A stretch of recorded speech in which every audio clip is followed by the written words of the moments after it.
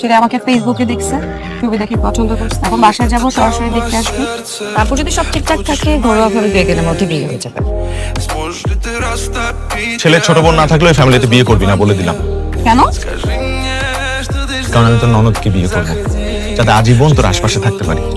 মাফ চাই না, তোর সাথে গত কয়েক বছর আমার এত ঝগড়া হয়েছে, আমি ঝগড়া করতে করতে না পুরো টায়ার্ড হয়ে গেছি।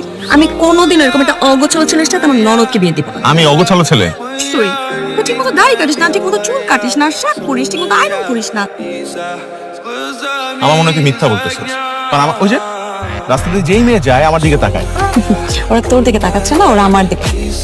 আর ভাবতেছে এত সুন্দর কিউট একটা মেয়ে বান্দরের সঙ্গে কেন? আমি বান্দর? শুধু বান্দর না তো, তোর মাথার মধ্যে সমস্যাও আছে। তুই হলো একটা আস্ত পাগলা বেটা। শোন, পাগল বেটারা বউ পাগল হয়, বউদেরকে অনেক ভালোবাসে।